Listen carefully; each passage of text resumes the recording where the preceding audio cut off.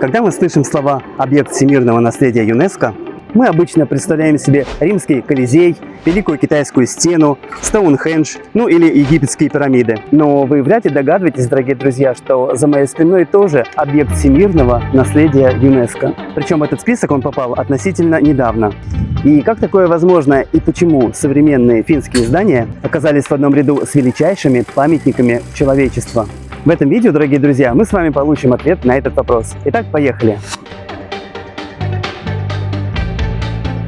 На самом деле, речь идет не об одном здании. ЮНЕСКО включила в список целых 13 объектов Алвара-Аалто. 8 из них находятся в разных городах Финляндии, целых 5 здесь, в столице, в Хельсинки. Но самое интересное даже не это. Если честно, некоторые из этих зданий могут показаться, довольно обычными, а некоторые вообще спорными. Почему же их признали мировым наследием? Чтобы это понять, нужно сначала познакомиться с человеком, который их создал. Алвар-Аалто родился в конце 19 века в Финляндии и стал человеком, который во многом сформировал представление о современной финской архитектуре. Получив образование архитектора, он довольно быстро отошел от строгого функционализма, стремясь создавать здания, в которых человеку было бы не только удобно, но и приятно находиться. Именно поэтому в его работах так много естественного света, дерева, плавных линий и тщательно продуманных деталей. Со временем имя Алвара-Аалто стало известно далеко за пределами Финляндии. Он проектировал не только здания, но и мебель, светильники, предметы интерьера и даже стеклянные вазы, многие из которых сегодня считаются классикой мирового дизайна. За свою жизнь Аалто создал более 200 проектов, а такие здания, как Финляндия Тало, стали символами финской архитектуры 20 века. Сегодня его имя по праву стоит в одном ряду с величайшими архитекторами прошлого столетия.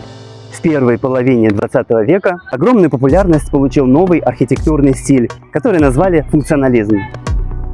В Финляндии функционализм стал весьма популярным. Кстати, финны называют его довольно забавным словом «функис». Функционализм – это когда красота появляется не благодаря украшениям, а благодаря тому, что здания идеально выполняют свою задачу, то есть функцию. Отсюда, собственно, и название – функционализм. Итак, перед нами первое из 5 зданий Алвара-Аалто в Хельсинки, который входит в новый объект всемирного наследия ЮНЕСКО. Это так называемый Финляндия Тало, дом Финляндия, одно из самых узнаваемых зданий города. И именно отсюда, как мне кажется, лучше всего начинать знакомство с архитектурой Алвара-Аалто. Появившись в самом центре Хельсинки в начале 70-х годов 20 века, Финляндия Тало стала одним из самых узнаваемых произведений Алвара-Аалто. Здание словно вырастает из гранитного берега залива Тёленлахти.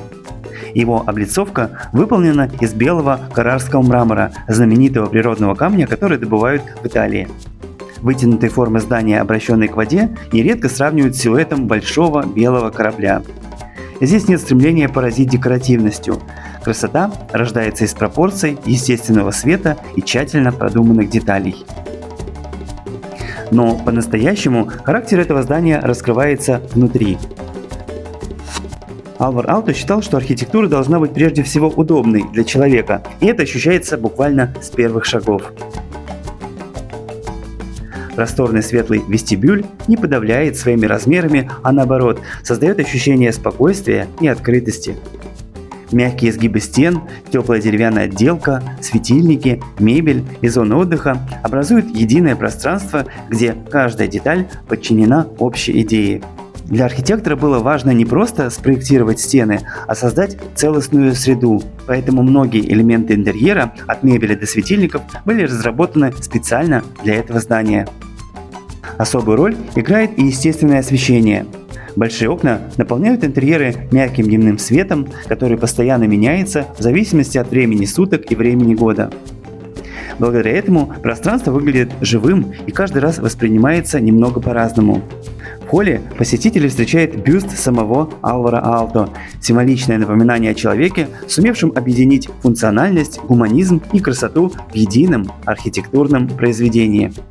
Сегодня Финляндия Тало – это не только один из главных концертных и конгрессных центров Финляндии, но и место, открытое для всех желающих. И именно здесь особенно ясно понимаешь главный принцип Алвара-Аалто. Хорошая архитектура не стремится привлечь к себе внимание. Она создает место, в котором человеку по-настоящему комфортно находиться. Кстати, вы знаете, что в Финляндии до этого момента находилось 7 объектов всемирного наследия ЮНЕСКо? Давайте коротко посмотрим, что это за объекты. Среди объектов всемирного наследия ЮНЕСКо в Финляндии самым известным, безусловно, считается морская крепость Сомменлинна, построенная в 18 столетии, когда Финляндия входила в состав Швеции. Второй объект – это старая часть города Раума, крупнейший в Северной Европе, сохранившийся деревянный городской центр. В финский список ЮНЕСКо также входит бронзовый могильник Самалагденмяки, старая деревянная церковь Петеавеси, промышленный комплекс Верла, бывшая фабрика по производству древесной массы и картона, геодезическая дуга Струве, сыгравшая важную роль в определении размеров и формы Земли, а также красивейший архипелаг Кваркен, природный район с тысячами островов. Ну и вот теперь к этим 7 объектам прибавился 8-й, и это такая, можно сказать, обновленная достопримечательность финской столицы. Но если Финляндия Тала выглядит довольно торжественно, то следующее здание совсем другое. И вот перед нами главное здание Кела, Управление социального страхования Финляндии. Эта служба занимается выплатой различных социальных пособий. Мало кто знает, что главный офис Кела, вот это здание, это тоже работа Алвара Aalto. Здание было построено в 1956 году. Это одна из первых крупных общественных работ архитектора в Хельсинки.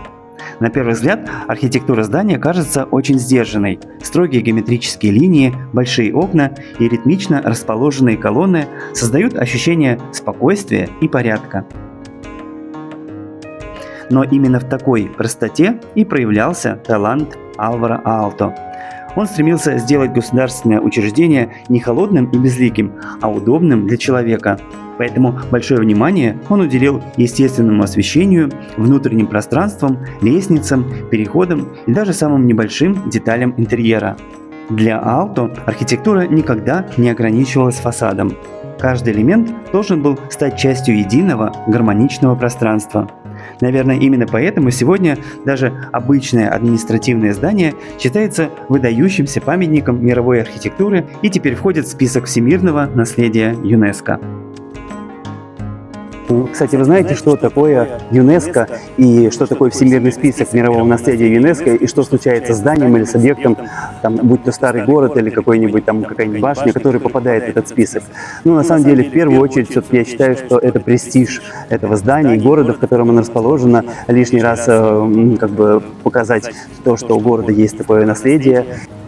И, безусловно, такие вот здания, они государством более тщательно охраняются, и народ к ним как бы относится с большим трепетом. И, конечно же, такое сооружение, когда оно появляется в городе, оно, как вот здание Алвара Aalto, вот это вот, оно уже носит такой почетный титул, да, в списке мирового наследия ЮНЕСКо. А теперь перенесемся еще примерно на пару километров. Перед нами Культури-Тало, или Дом культуры. Его открыли через 2 года после строительства здания Кела. Именно в этот период Aalto все чаще начинает использовать красный кирпич, который становится одной из характерных черт его архитектуры. Посмотрите на фасад. Он совсем не выглядит плоским.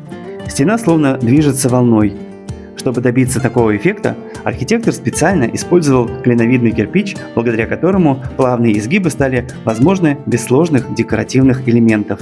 Даже уличные фонари и другие элементы благоустройства проектировались как единое целое. Для Алвара Aalto было важно не просто построить красивое здание, а создать пространство, которое естественно впишется в городской ландшафт и будет комфортным для людей. Дом культуры знаменит не только своей архитектурой. За десятилетия его существования здесь выступали мировые легенды, такие как Led Zeppelin, Queen, Джимми Хендрикс, Элла Фиджеральд и Фрэнк Заппа. Из финских исполнителей здесь выступали Эйну Грён, Робин и другие исполнители. Алвар Aalto создавал пространства, которые продолжают жить десятилетиями, собирают людей, вдохновляют музыкантов и становятся частью истории. Это одна из причин, по которой сегодня работы Aalto считаются наследием не только Финляндии, но и всего мира. По правде говоря, не все творения архитектора Алвара Aalto приходятся по душе каждому. Да, когда я, например, увидел впервые его здание, это было здание на острове Катаянопа, здесь в Хельсинки, меня оно совершенно не впечатлило, более того, даже расстроило. Особенно меня расстроил тот факт, что до того, как этот дом, это здание Алваром Aalto было спроектировано, до этого, еще с конца 19 века, по 50-е годы 20-го столетия, там стоял красивый дом, здание, дом Ньюмана, так называемый, здание в стиле Ренессанс. И, конечно, его пришлось снести, чтобы построить творение Aalto. И, конечно, многие жители, особенно любители, ценители архитектуры, культуры, они были против этого. И в результате появилось здание, которое мы видим, белое здание в стиле функционализм. И это не самое, можно сказать, красивое творение Aalto, тем более учитывая контекст и место, где оно расположено. Но, тем не менее, оно дает представление о работах этого архитектора. Ну а сейчас мы из центра Хельсинки отправимся в район Мункиньеми, где увидим еще целых два творения Alvar Aalto. Сейчас мы перенесемся в один из самых престижных и зеленых районов Хельсинки – Мункиньеми. Район Мункиньеми расположен на берегу Финского залива и давно считается одним из самых спокойных и комфортных мест для жизни в Хельсинки. Здесь много зелени, тихих улиц, красивых вилл и современных домов, а близость моря создает особую атмосферу. Именно этот район Alvar Aalto выбрал для своего дома и архитектурной мастерской. Сейчас перед нами дом Alvar Aalto, построенный в 1936 году. Архитектор спроектировал его для своей семьи, объединив жилое пространство и творческий подход, который впоследствии прославил его на весь мир. Снаружи дом выглядит довольно сдержанно. Белые оштукатуренные стены, темные деревянные элементы, кирпичная кладка и большие окна. Но за этой внешней простотой скрывается тщательно продуманная архитектура, где каждая деталь подчинена удобству и естественному освещению. Во дворе сохранился сад, хозяйственные постройки и въездные ворота. Именно отсюда знаменитый финский архитектор каждый день отправлялся на работу и возвращался домой.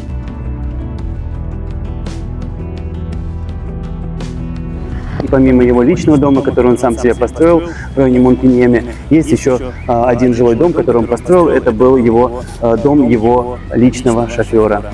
И, кстати, я об этом рассказываю в одном из своих видео про Пита Эмняки. Вы можете по ссылочке посмотреть это видео, если вы, конечно, его еще не видели. Ну а сейчас мы пройдем несколько сотен метров и перенесемся к студии Alvar Aalto. Она появилась здесь в 50-е годы. В этой студии работала его архитектурная мастерская, где создавались проекты, прославившие финскую архитектуру далеко за пределами Финляндии. В отличие от жилого дома, студия выглядит более строгой и напоминает небольшую творческую лабораторию. Ее главный зал отличается высоким потолком и большими окнами, которые обеспечивают ровное естественное освещение, столь важное для работы архитекторов. Здесь обсуждали идеи, создавали чертежи и макеты, принимали заказчиков и рождались проекты, многие из которых сегодня считаются мировой архитектурной классикой. ЮНЕСКО редко включает современные здания в свой список всемирного наследия, но работы Alvar Aalto стали исключением. И причина не только в их красоте. Эти здания показывают совершенно новый взгляд на архитектуру 20 века. Здесь функциональность сочетается с природой, светом, человеческим масштабом и вниманием к деталям. Именно поэтому 8 зданий, расположенных в разных городах Финляндии, включая Хельсинки, были признаны единым объектом мирового наследия. Многие приезжают в Хельсинки ради Сенатской площади или крепости Соммерлине. Но теперь у Финляндии появился еще один объект всемирного наследия ЮНЕСКО. И самое главное, самое удивительное, что большая его часть находится буквально среди обычных городских площадей и улиц. И, возможно, теперь и вы тоже будете смотреть на эти здания совсем по-другому.